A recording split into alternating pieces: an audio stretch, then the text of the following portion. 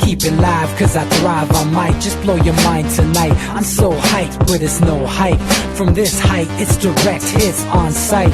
I'm your type, lend me your ears to show you that there's something in me. I'm not giving up, I'm standing right here, holding these days hostage. And I'll make this my year. We turning fear into love, and the love's in the air. I love doing this cause nothing compares. Nothing can share that same type of feeling when you feeling them flares. They can't catch it, it's havoc. I rip to a tear, switch a scenario. My stereos, I leave them impaired. Variables start to change and they're all in my range. I just gotta grab it, it's all mathematics. Every step is drastic, I make it fantastic. I'm trying to take your breath away. Asthmatic. This is live through the stereo. Go and let it blow, blow through the stereo. I'ma let them know through the stereo. Yo, here we go through the stereo, stereo. This is live through the stereo. Go and let it blow, blow through the stereo. I'ma let them know through the stereo. Yo, here we go through the stereo, stereo. Yeah, just nod your head with it, so explicit and vivid. Every image is intricate, intimate. I put my all into it, no scrimmage and no rules. I'm a pro tool, hear my heartbeat, beat into the vocals. I'm so loco, lost my mind, oh no. It's ponderoso, dope, so no overdose, cause it's dope, yo. Man, this is house grown, mixed with some milestones. So I let the style flow down like the Dow Jones, bringing it with some foul tones, letting the crowd know we getting loud, so it's eardrum rudiments. Yeah, we bring it rude again. Move, little hooligan. Music for tuning in, full time to the 10. I'm on my clock like I told you. I'm doing this for dreams we pursuing.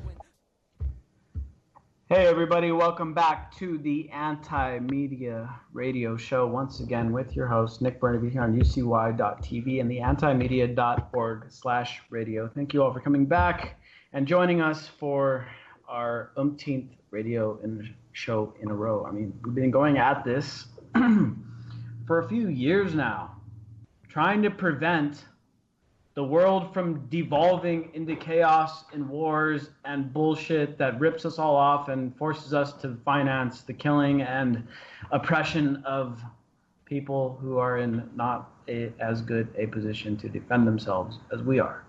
And unfortunately, the emotion that was overcoming me on Thursday was one of failure and one of helplessness and of, I don't know, just feeling like I let everyone down because, damn it, the goddamn United States government started up another war and started bombing another sovereign country. Horrible, horrible shit is going on in our name. We're financing it. And I just saw the damn polls. If we're to believe the polls, the majority of our countrymen are supporting this shit. Like, you guys, come on. Almost 60% are in favor of bombing Syria. Come on, people. You mean 60% of people that own a home phone, Nick? Have we not learned our lessons yet? Yeah, you're right. I mean, I hope these polls are wrong. I genuinely do. I hope these polls are wrong. Because in my own personal... Well, they're right, but they're all baby boomer plus. Yeah, that's true. You know, so in my own echo chamber, my own people, my own friends on social media, I was actually like, at first, you know, like I said, I was like overcome with emotions, and I'm like, fuck, dude, like, we failed again. Like, the anti-media has been trying to stop this very scenario from happening for a couple years now, several years now. Not a couple, several years now. It's been like 4 years. And I felt like immediately I was like, damn it, dude, we failed. But then I go on Facebook and I see so many of the people, even the people who I had temporarily lost respect for because I found out they were like diehard Trump supporters who I thought were like people who were had given up on the whole left-right, you know, Republican, Democrat thing and all that. And the people who I had like temporarily lost respect for, who were like, you know, Donald Trump, had become Donald Trump supporters, were like repenting, and they were saying like, I feel embarrassed now that I voted for Donald Trump, now that I see what he's capable of doing. We voted against Hillary Clinton because we didn't want to start a huge-ass war with Russia, and now Donald Trump is doing basically what Hillary Clinton would have done, just maybe a month later, right? Or a month and a half later. That's it. That's the only difference. We delayed what was going to happen by a month and a half by not me, but the people who wound up supporting Donald Trump. That's what you did. That's what you succeeded at doing, was delaying what was going to happen by a month and a half. That's pretty much it. That's the only major difference. I mean, you still got Obamacare. You still don't got no tax reform. You still got people spending a bunch of money they don't got. You still got tons of money going to the empire. You're still drone bombing and launching missiles and sending Navy into places where you have no business being. But at least you delayed it for a month and a half. Fine. Anyway. Even if Bernie would have got in, we still would have went to war. It was inevitable. Let's get our panel in order here, because you're right. Bernie Sanders. First of all, Bernie didn't say anything for the first couple days, right? He didn't say a damn thing the night I went over there to check. I went to Bernie Sanders. I went on Facebook and I went to Bernie Sanders, U.S. Senator Bernie Sanders. And I checked on Twitter. I'm like, let's see what Bernie Sanders has to say. I'm curious to see, because Bernie Sanders, here. If you've been a longtime listener on the Anti-Media Radio, you know that one of the big issues that I personally have had with Bernie Sanders throughout the whole 2016 election cycle was, where are you on foreign policy? Let's hear you speak out against the empire, because we all know that's where all the money is going. And if you cut the money from there, well, then you don't have to raise taxes to give universal health care and universal education to the public. You don't even have to raise taxes. You just take it from the empire and give it to the social services. And so I was, this whole time, we've been looking for where Bernie Sanders was going to, surface on foreign policy, and he didn't surface basically anywhere during the campaign. And so we've wondered. And so that's why I checked, when all this went down, I went and checked and see what Bernie Sanders was saying. I didn't see anything. He didn't say anything, no statements, until I think yesterday he finally made a statement saying, well, kind of like a muddled statement. Bernie Sanders didn't say, you know what, this is wrong. We should not be bombing another country. No, that's not what Bernie Sanders. Bernie Sanders said, well, where are we getting the money from? And blah, blah, blah. So, whatever. The two people in Congress from either party that I've seen that I find strong on this issue are Tulsi Gabbard from the Democratic Party and Rand Paul from the Republican Party. And there's a few other minor players in between. But those two people from both parties are the ones who I look to on foreign policy from the mainstream, political parties that have an actual sense of reality. Because everyone else is like praising this shit. You know what? I just saw the Senate. Now, this isn't public polling. This is actual statements from the Senate. 70% of the Senate has made public statements in favor. 70% of the Senate has made public statements in favor of what Donald Trump has done. So this bombing of Syria and stuff, as much as I think the public genuinely is like, whoa, this is a little too far there, buddy. You've crossed. This puppeting of Trump, this forcing him to be made into a puppet, has actually exposed them even to a deeper degree than we could have ever known. Because if you ever had a thought there were two political parties before, now you know there's just one, and it's the military party, and that's it. And they take their orders from intelligence. And the intelligence now runs on metadata, and that's scary crap, because they're making decisions with people's lives and deaths everywhere, not just overseas, but as we speak, based on metadata, not actual people doing things, but their patterns. That's what's so scary, man. And that's what nobody is really realizing right now, is that most of the airstrikes that go on, especially the drone strikes and stuff, it's based on people's cell phone data, right? And not, of course, it's people in Syria and people in Iraq and Yemen, and they say, okay, well, we got this data from this guy's cell phone. We're pretty sure that it's him. And we know that, judging by the GPS and the Wi-Fi that he's connecting to, he's like within like a half block radius of this like cafe in, let's just say, in Aleppo, right? So we're gonna drop bombs, and we're gonna hopefully we're gonna kill the guy that's using the cell phone that's operating out of this Wi-Fi connection at this cafe. Don't forget they'll double tap too as soon as an ambulance shows up. Yeah, dude. So, metadata. This is the stuff that your cell phone gives out all the time.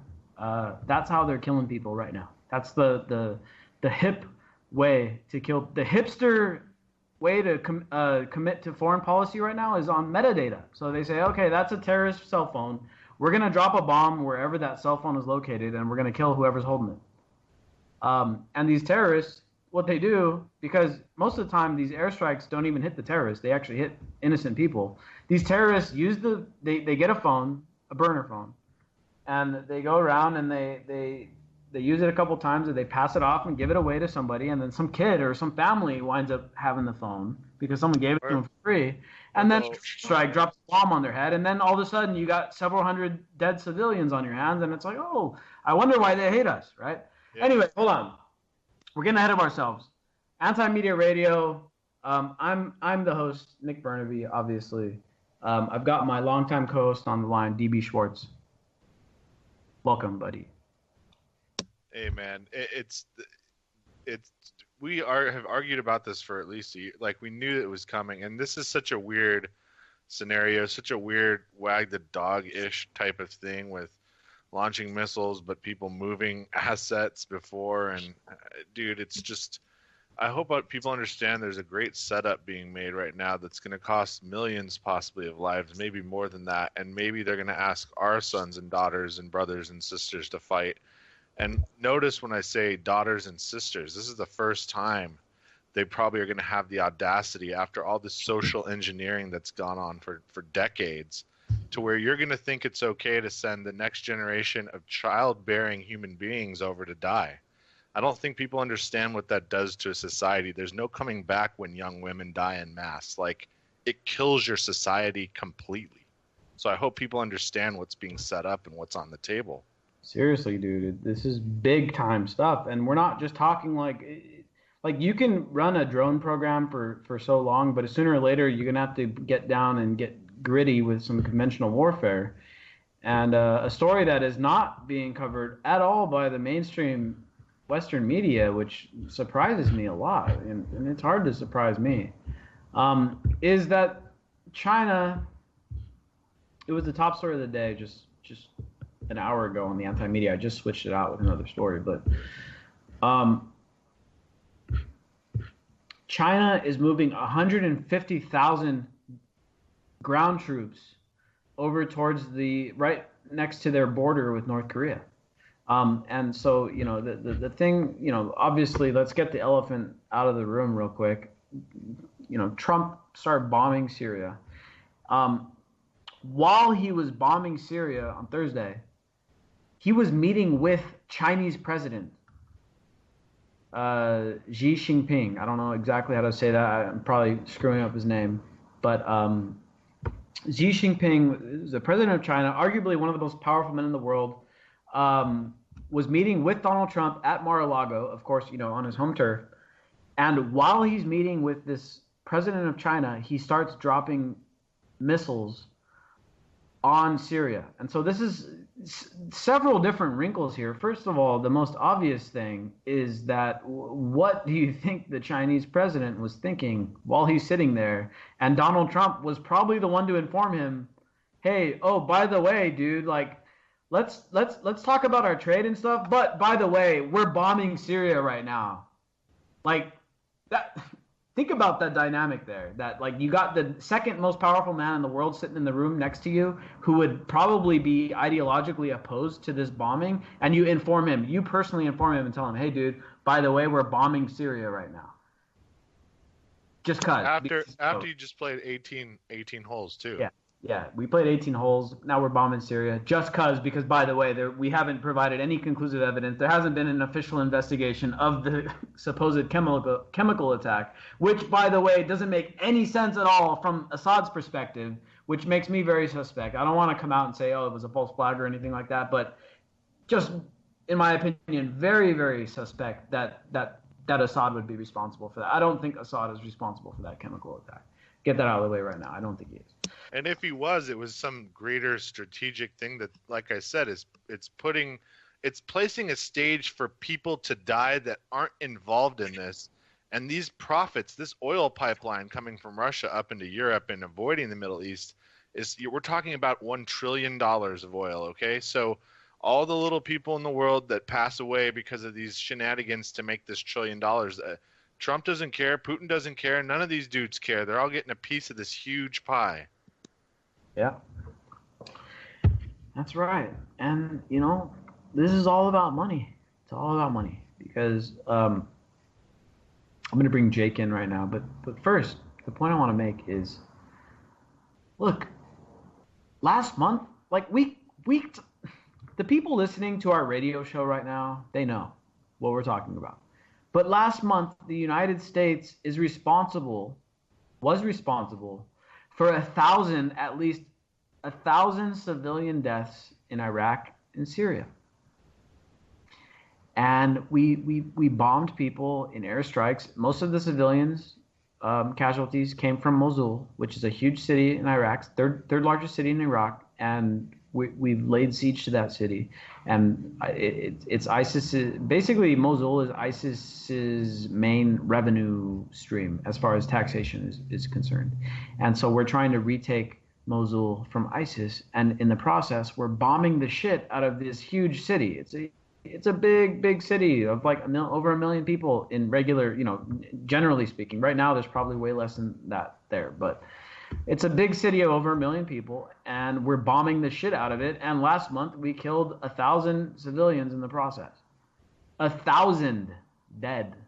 Like, that's just barely smaller than what happened on 9/11. That's a big deal.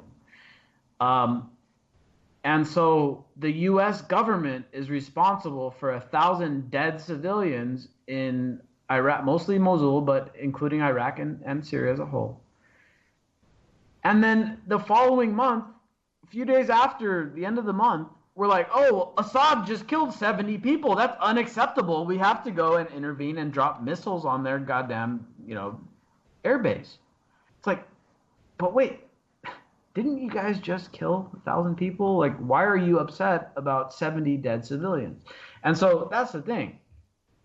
I think everybody listening tonight, and hopefully those who are new listeners and people who haven't heard the show before, can now start to begin understanding that we're not over there protecting civilians. We're not doing the stated goal that they're saying. We're not there to protect kids that have been gassed by Bashar al-Assad. First of all, it's not been proven that Assad is behind it. I don't doubt that he is. There's a chance that he did it. I mean, it would be stupid as hell, but there's a chance that he did it. But the main point here is that the United States killed 1,000 people last month for that were innocent people. So we're not going to go bomb another country because they killed 70. They're not even up to our kill count. How are they even on our radar? That's not what this is about. And so, you know, if that's not what it's about, there's obviously deeper questions, deeper agendas, deeper things that are trying to be accomplished in that region. That being said, let me introduce our amazing journalist and aspiring filmmaker, Jake Anderson. What's up, dude? Hey, man. So I've been pretty messed up in the head over this, just like you, and trying to put the pieces together. I did just submit an article to you. Neoliberal media establishment hates Trump, loves his first war crime, but now I'm gonna have to change that title out because this isn't his first war crime. We've been bombing the shit out of Mosul. So, but would that be considered a war crime? I guess these days anything we do isn't considered a war crime, right? But by all standards of reason, the attack against the Syrian airfield is an illegal act of war. We have no precedent. Well, we have precedent. We cannot keep doing this, and it's just dangerous.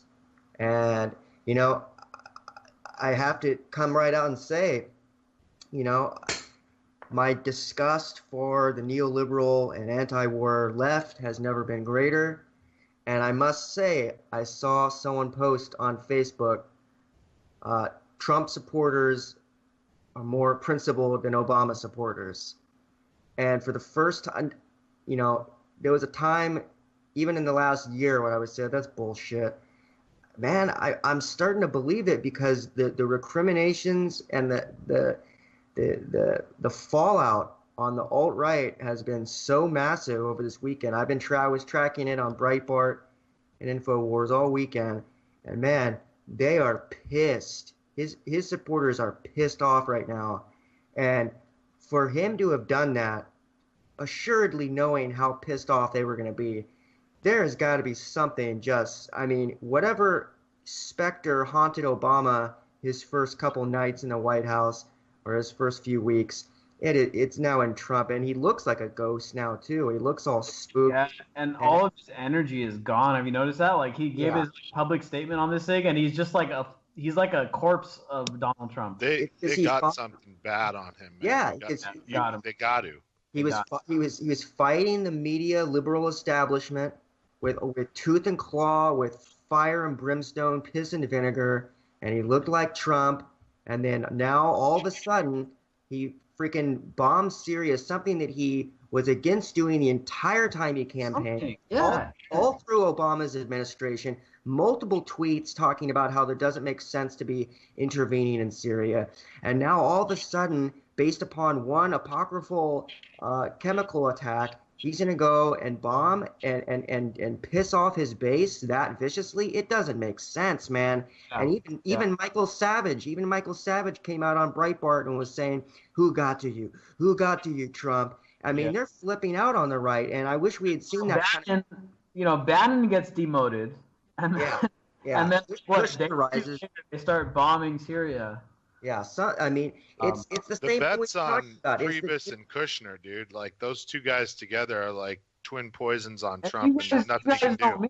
I'm critical of Bannon. I'm critical of the alt-right because I think that they've I think while they have genuine grievances, they've latched onto solutions that are just horribly hate-filled and xenophobic and stuff like that. But dude, this is an opportunity. I've been against Bannon. I can sit here and say, you know what? I've been a huge critic of Bannon, but I can sit here and say, you know what? Bannon was way more realistic on foreign policy than whoever in the hell replaced him on Trump's staff, which is Mick. What's his name?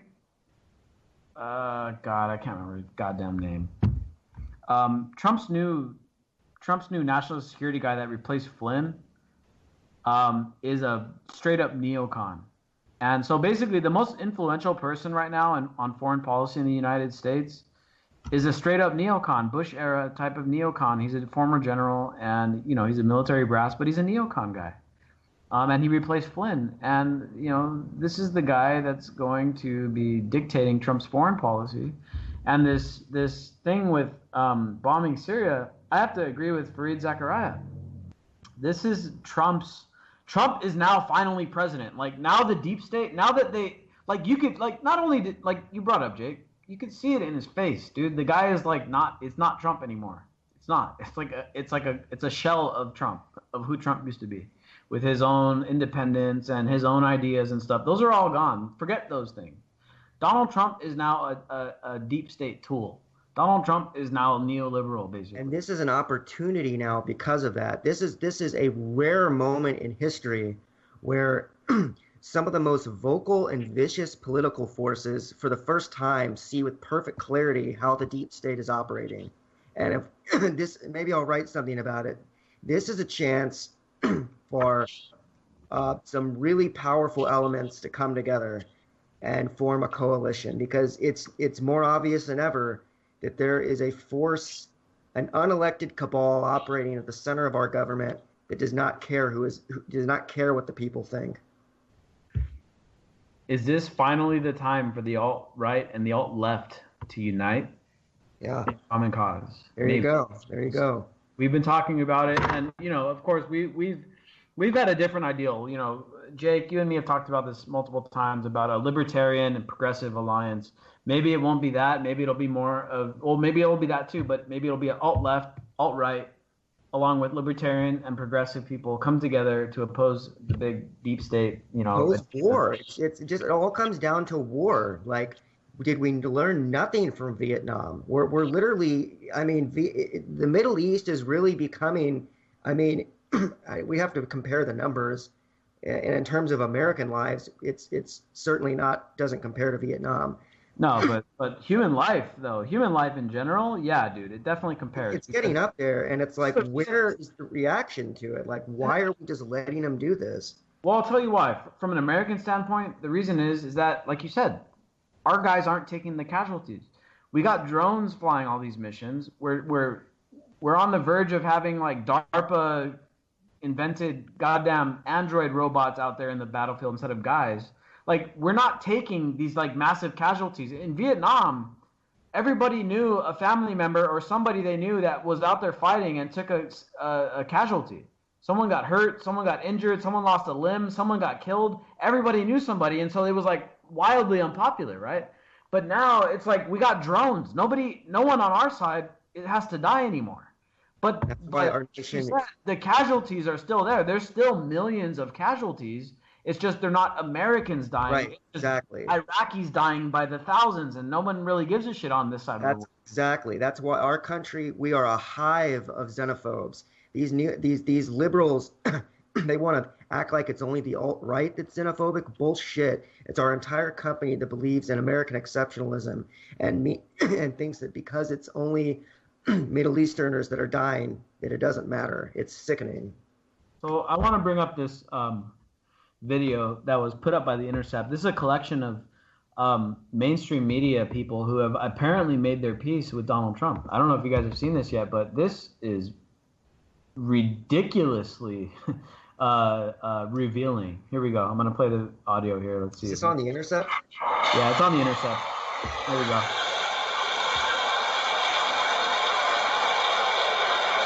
Yeah, that's the sound of a missile getting fired off. I think Donald Trump became president of the United States. I think this was actually a big moment. This is on We see CNN. these beautiful pictures at night MSNBC. from the decks of these two U.S. Navy vessels in the eastern Mediterranean. I am tempted to quote the great Leonard Cohen, I'm guided by the beauty of our weapons. And they are beautiful pictures. And to do that while he's having Fox dinner News. with the Chinese. I mean, you said, did he tell him over the salad bowl? As I understand it, he told him over the creme brulee or the tiramisu. How cool is that to actually make the Chinese Politburo sit through a night of American targeted bombing? Analysts here are saying that President Trump, in sending those cruise missiles against Syria, was sending a message not just to Syria, but also to North Korea, China, that the military could be an option in this region as well. As we found out today, the U.S. military is ready for whatever. And then Donald Trump comes in, and More Fox he News. took swift, decisive action, and it made Americans proud. I think it made people all around the world It made us proud. In terms of the credibility of American power, I think MSNBC. most traditional Washington commentators would say he's put more oomph, more believability back into it. Good God. Where was that? Please tell me where that was so I can share it. It's You know all what? over. Nothing says you put oomph into it like those big hands. So from MSNBC, which is the quote-unquote left, to Fox News, which is the quote-unquote right, you got widespread praise for Donald Trump. All of a sudden, he is the hero, and he is like, oh my God, now he's finally making America great again. Like, he was messing up by banning Muslims, and he was messing up and being an asshole and building a wall and shit, and that sucks, but... Don't ban the Syrians, just bomb them. And to me, man, it's like, and I think to a lot of his supporters, again, going back to this idea of how the alt-right is now actually questioning Donald Trump, because they actually are a little more principled in their anti-war stance. His base is kind of second-guessing him at this point. And they're like, oh shit, dude, is Donald Trump just another Hillary Clinton? Like, is this just, two sides of the same coin? Are the Republicans and Democrats really the same? Is like the Republicans are now, like, not finally, but like quickly realizing, like, oh shit, Donald, like, we might as well just had Hillary Clinton. It wouldn't have been much different. Like, what is really actually different from Hillary Clinton to Donald Trump? Like, what is different? I think people are thinking that right now. A lot of people who voted for him and that were like true believers and thought he was actually going to do what was in the interest of the United States are now like, oh shit, he's just going to keep doing what they've been doing. He's going to keep doing what Obama did. He's going to keep doing what Hillary Clinton would have done. And I think people now are like, okay, well, what the hell is going on? Like, what are we going to do next? Like, you know what I mean? Like, I think there's a lot of people that are on that side of the political spectrum who have been so used to just opposing Barack Obama for whatever every reason, like, you know, for sometimes principally, other times just out of partisan, you know, I don't want him doing anything because he's a Democrat, or even worse because racism gets involved and stuff like that too. But I think some of these people are much more principled than I had even given him credit for. And now they're seeing what Donald Trump is doing, and they're like, "Holy shit! Maybe this isn't the best idea." And Jake, I've back seen to a what you were saying, huge backlash is that already. maybe these alt-right people are more principled than the people who got Barack Obama into office. DB, what were you saying, dude? Oh, I was just saying, I've noticed there's been a huge backlash already. Like, we voted what they're saying is we voted to stay out of this exact situation. And like, maybe if China and North Korea was a different problem, so be it. But Syria, Russia, the Middle East, all that, it's just been done to death, and we're just sick and tired of it. Yeah, huge backlash, man. They're absolutely apoplectic. The alt-right. I mean, I was all over those message boards, and it's an incredible percentage of people commenting like, "I'm done with Trump." Like, I thought this was, this is exactly the kind of neoconservative bullshit we thought we weren't getting. And I mean, it doesn't surprise me. I mean, I predicted this would happen. I predicted Trump would get in, and that the same populism that heralded Obama in would soon be replaced by the deep state war. And it's I don't know what it's going to take at this point to show the emperor's, to show what the emperor's wearing at this point, because who's running this shit? Exactly, dude. And that's the thing, man. It's like all that we were getting we're going on 12 years of a repackaging of neoconservatism, right?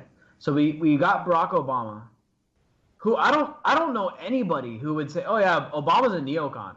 There's like very few people that would say that, other than like us and a few people outside of our circles. But on foreign policy stuff, Obama was a neocon. Yeah, sure, he was progressive on social issues. Like he was the president who we can say heralded federal recognition of same-sex marriage and stuff. That's great. I mean, that's great. But in the end, the empire rolled on under Obama.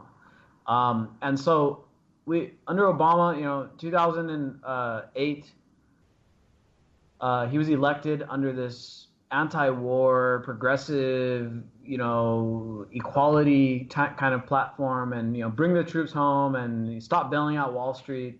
And the moment he got elected, he came into office within only just some of this stuff. It only took a couple weeks, a couple months before he bailed out Wall Street, and then implemented a surge into Afghanistan, which that war never ended. Afghanistan, he can't even claim that he ended it. I mean, some of his supporters probably think he did because of all the campaign promises, but Afghanistan war never ended.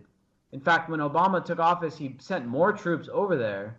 Now he can say, on paper, he can say, okay, yeah, I ended the Iraq war, but we were back in there. I mean, how long did we have troops out of Iraq before we sent them back? It was only like a year and a half. We were out, and then we sent them back in because of ISIS. Not to mention the fact that he greatly expanded their surveillance apparatus, the national security state surveillance apparatus. Which was, outside of the intervention, was the main accomplishment of 9/11 and the Patriot Act and stuff like that. And so, Obama, nobody wants to admit to this, especially any Democrat, anyone on the left, any progressive who, especially now, like, oh, Trump is so bad, Obama's so much better. Like, you guys need to pull your heads out of your asses. Obama was a damn neocon too, except he was a little more tolerant on social stuff.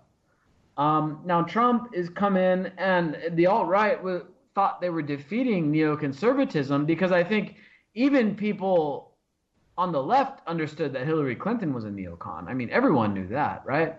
So they thought they were getting a non-neocon with Trump, and then he goes and now he capitulates and does what he did over the second half of last week and over the weekend.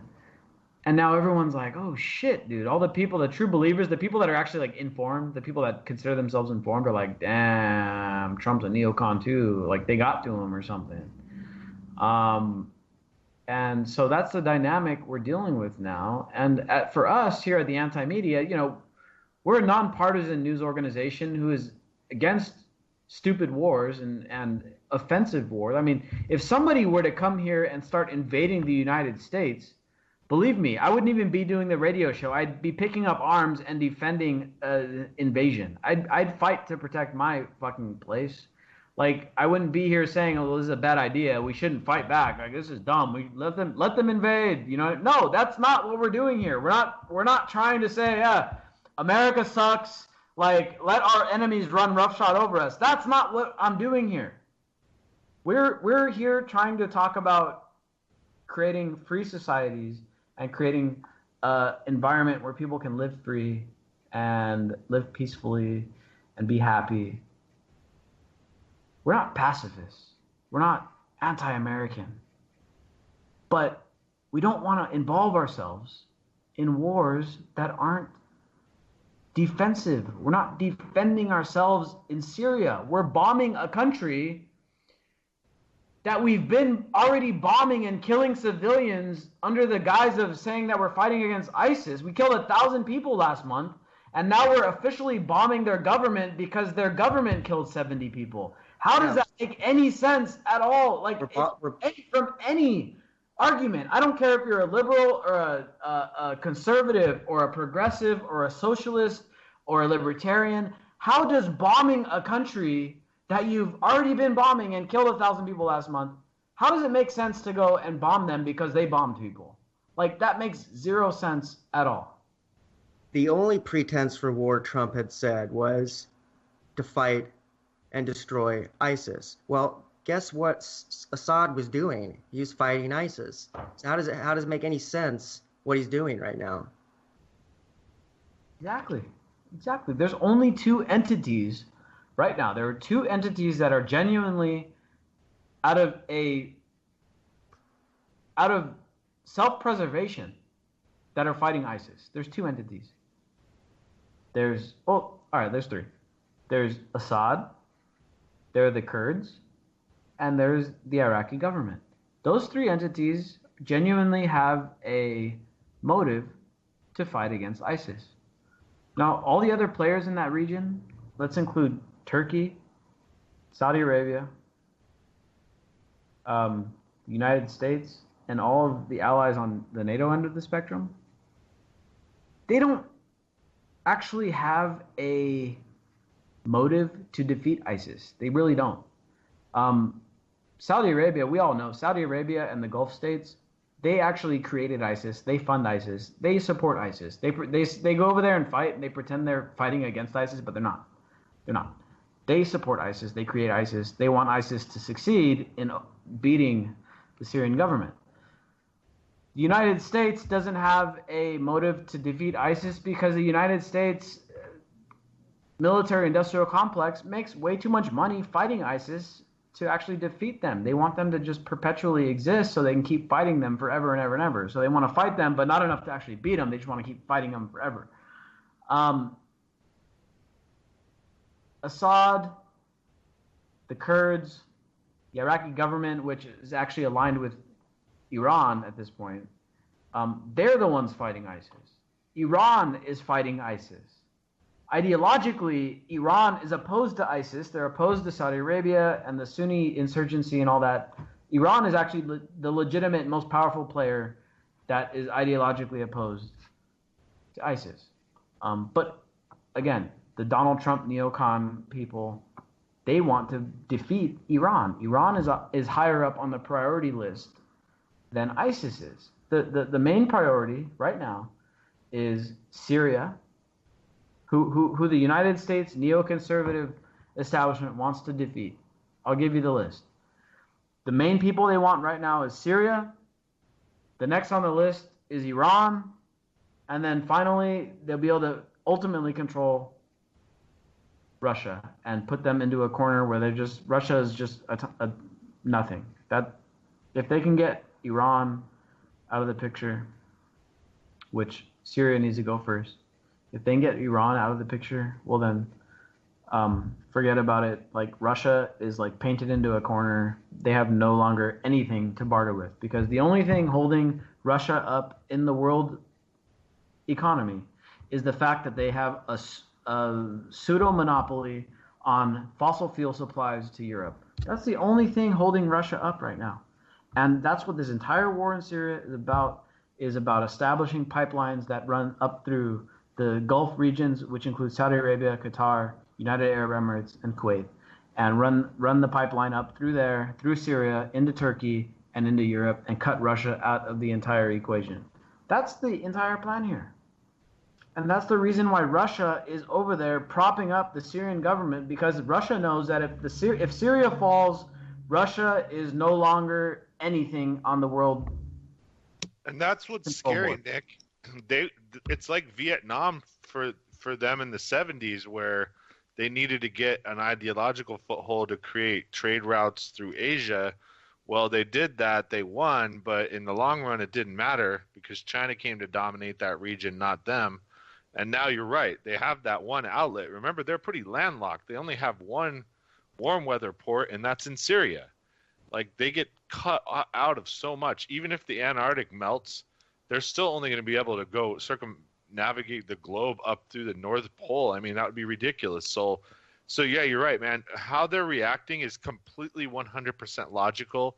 We would do the same. Any country would do the same to protect its economy. Yeah, and that's what this is all about. And you know, the guys that really run the show, they all understand all this stuff. They tell us a bunch of bullshit. Like, oh, we're protecting Syria, we're protecting their people from gas attacks, and we're doing this and we're doing that, and we're Operation Iraqi Freedom, we're giving them democracy and shit. We all know that's bullshit, but they keep telling us this lie, and the media keeps regurgitating it. And there's just enough of like old dumb people that watch CNN and Fox News every fucking day and MSNBC that actually believe this shit and those are the same fools that vote for it to be able to barely continue on, even though most of the young people have already foregone, like, okay, this is all bullshit. We all know these wars are about fucking oil. We all know that that going after Hussein, Iraq and Saddam Hussein, we all know that was about oil and shit.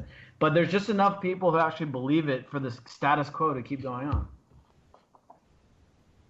Jake, back to you, dude. What were you saying? Man, I was just laughing at your characterization. Fucking old-ass dumb people that watch CNN. Well, dude, like, can we make a rule where if you're not, there's got to be some cutoff where you're not even really a part of the functioning world anymore. Why do you get to vote on who's running it?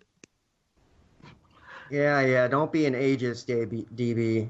Well, dude, seriously though, like they're gonna vote they're gonna support these actions, and then me and you, out of shape as we are gonna get the call, man. And I'm gonna say, you know what? Fuck you, boomers. Speak for yourself, man. I'm ready to go fight and kill for my country. Like I said, man, we're as bad as shape as we are. We'll last 0 time. Hope you guys. I do yoga every day just so I can go kill people. Yeah, Kim Jong-un, he said you have horrible form. You should go take him out. Yoga, bro, keeps you in shape. And I hope you guys are ready. And here's an interesting little personal anecdote for you guys listening out there and you guys on the call here. We're getting dangerously close to a Korean War 2.0. It is pretty ridiculous. First of all, I mean, this is something that we're still at war, Nick. Remember, we're in an armistice. What people need to understand is we don't need to declare war at all. We just need to send you over. Yeah. The Korean War never officially ended, so it's still going on. It's just like a pause, right? And it's been 50 years or more, a little over 50 years. But China just sent 150,000 troops. Now this is the going back to some history stuff here, I consider myself a history buff. Always been into history ever since I was a kid. I've just reading up on history, and I've been always fascinated with World War II, World War I to a lesser extent. But on April 6th when we bombed Syria, that was actually 100 years from the date that the U.S. entered World War I. So that very, very coincidental. Now, The other thing that is very reminiscent of history is what's going on in Korea. You know, the United States entered the Korean War, and we kind of routed the North, and we beat them, and we got them all the way back to we actually secured all the way up to the border with China, and then at that point China reacted defensively and flooded North Korea with 300,000 Chinese troops, and that's what pushed the U.S. back to where now they've drawn the line between North and South Korea. And so I find it very interesting today, the news that we covered on the antimedia.org, that China is moving 150,000 troops over there to their border with North Korea. It almost seems just like a mirror image of what went on during the Korean War. Only this time it'll be to corral all these refugees that come over by the tens of millions once all of North Korea's infrastructure, as little as is left, is just leveled, because Pyongyang controls it all. And if you've researched anything, you know that everywhere else in the country, they have very, very little power. They have brownouts all the time, and everyone's starving. So once they rout the military, and they'll do it quick, it's going to create a humanitarian crisis like you couldn't imagine. Yeah, and like China's going to get pissed off about that. Their infrastructure is already so weak that it only takes blowing up a couple pressure points for the whole damn thing to give out. And now to harken this back to a little bit more of a personal anecdote here, my grandpa was drafted to go fight over during the Korean War. He actually wasn't deployed into Korea, but he was deployed into Italy on some type of peacekeeping mission. I don't know what the hell they were doing back there, but just trying to keep the World War II stuff down, I guess, post World War II stuff.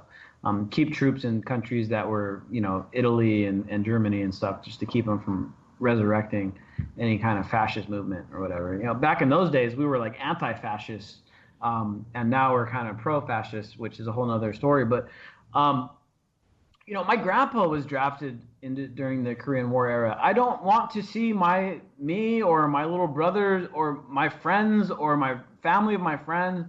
I don't want to see them drafted into another war for no reason. Like, what were we doing in Korea? What were we doing in Vietnam? Like, these wars are not concerning us. They don't concern us. They don't.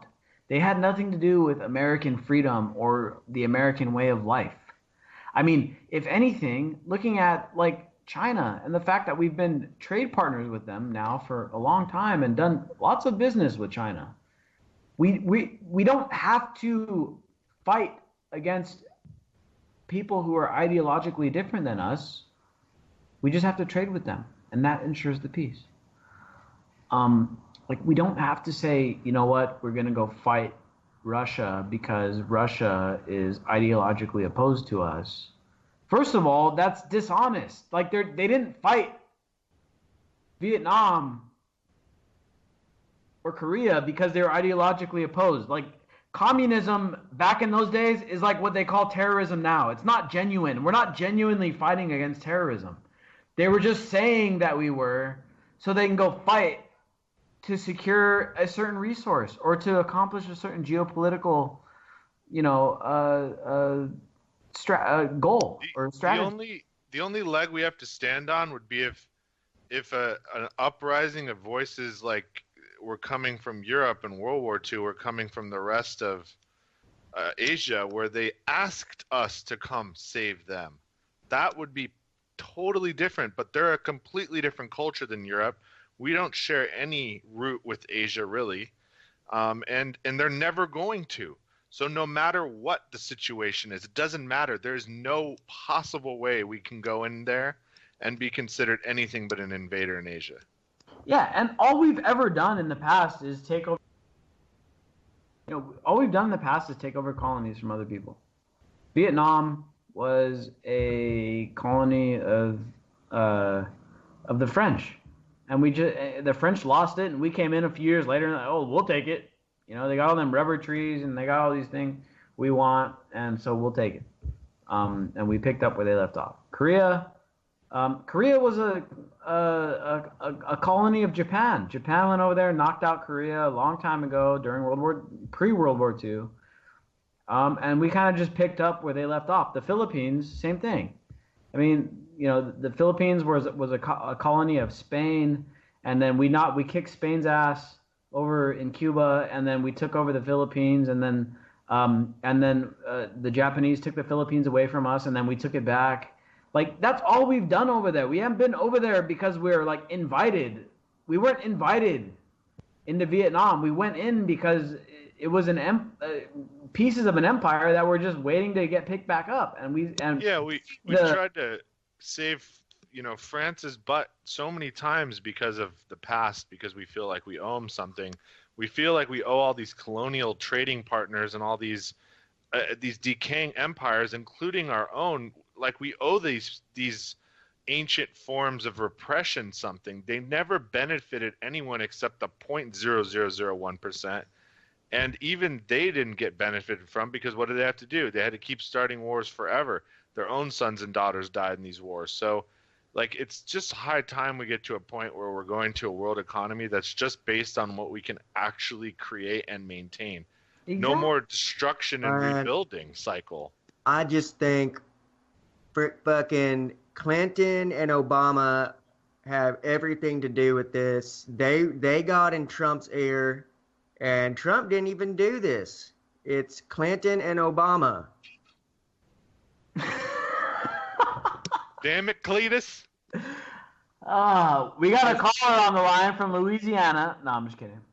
Trump did not do this. And if he did, it's a master chess move. That's what people don't understand. Chess. That's the hot talking point. I'm so sick of hearing this, master 4-dimensional chess move bullshit that they're talking about. This guy just skipped like 4 or 5 checkers in a row. Oh, he's thinking like 4 or 4.5 moves in advance, dude. Well, I'll tell you. Well, they don't believe that anymore. He just lost all of those. He just lost all of those idiots that were talking like that. No one can support him now. There's like a few that are like, come on, it's just one attack. Give him some time. It's such desperation, dude. Like, this is how utterly, clueless these people don't know what to do except to create this World War III thing. They're gonna give a war and no one's gonna show up.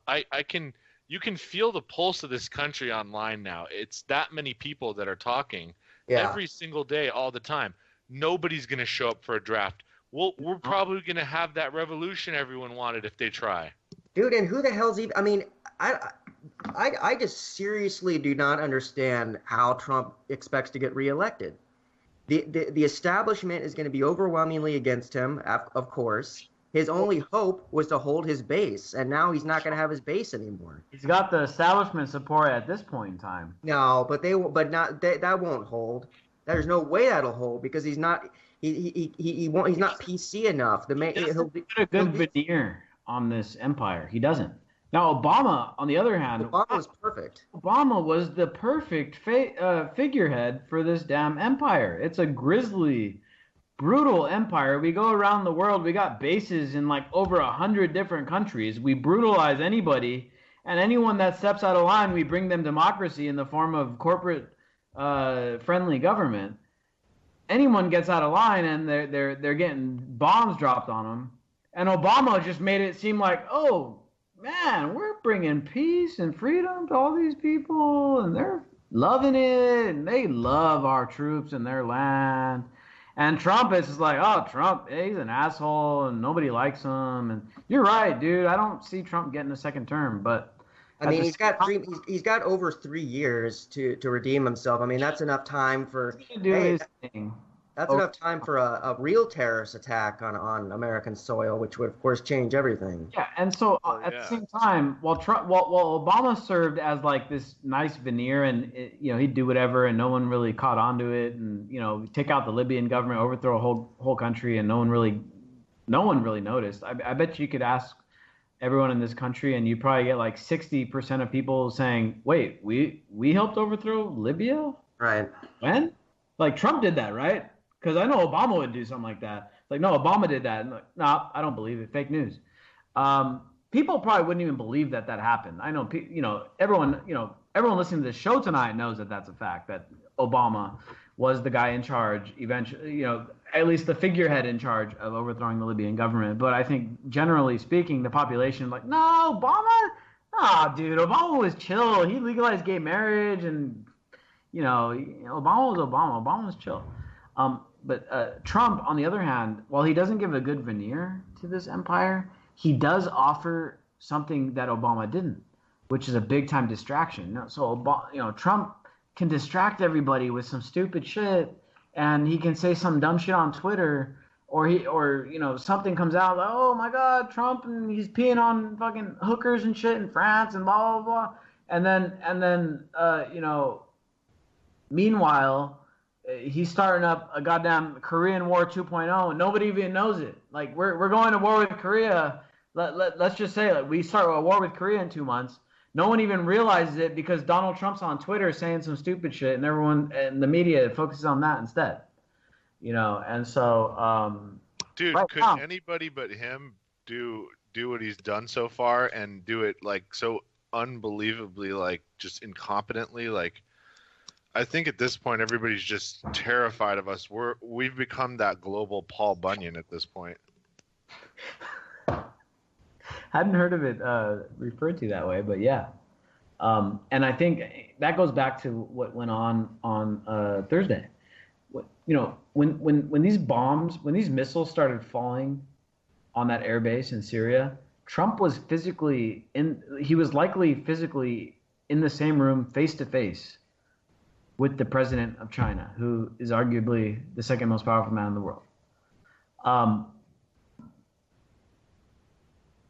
The fact that it was going on while that dude was there meeting with Trump, it's pretty telling. I don't know what it means. But telling of what? I don't get it. I mean, we don't care anymore about. It seems insane. We don't care anymore about diplomacy. If I was he doesn't care anymore about what? We could care less anymore about diplomacy. If the military is coming out straight away, they're allowing terms like the deep state to be thrown out there. They're showing that they just puppeted Trump against the will of 60 plus million people who, by the way, average 14 guns apiece. They really honestly feel invincible, so invincible that they don't need to. They're going to lift the curtain now, and it's not going to be like Dorothy and the Wizard. I mean, there's going to be a freaking monster behind that curtain. I feel like we're on the verge of. Well said, man. Jesus. After World War II, I feel like we've been kind of like the hidden empire, right? And we talked about Vietnam. The French Empire, long gone after World War II, right? The French got their ass kicked by the fucking Nazis. We went to Vietnam and said, oh yeah, the French are a bunch of pussies. They can't handle their shit. We took Vietnam because we said, you know what? Our turn, right? It's America's turn to be the big empire in this bitch, right? We're going to take the whole world over if we want to, right? But at the same time, and I think this also has to do with Operation Paperclip. I mean, this is like some deep shit. This is rabbit holes to go down. But we took a subtle angle on the empire. We said, we're not going to be that British Empire where we're out there occupying all these countries. We're going to do it with a corporate empire. And we're going to do it subtly. And this has been happening since World War II. It's been over 50 years. And I think with Trump, I think they're trying to bring the empire out into the open and say, you know what? Screw it. We're just going to go into Iraq and take their fucking shit. We're going to take their oil. We're going to knock out Syria. We're going to take their shit. We're going to build a big-ass pipeline. We're going to cut Russia out.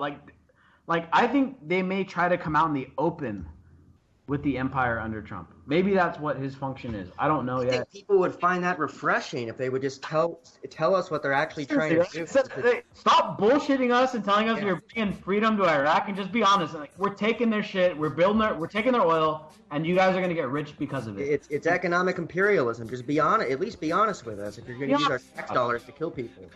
Thank you all for tuning in. Anti-Media Radio. We're gonna be back on Wednesday night.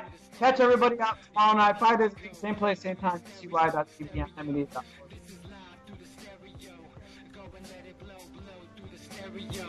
I'ma let them know through the stereo. Yo, here we go through the stereo.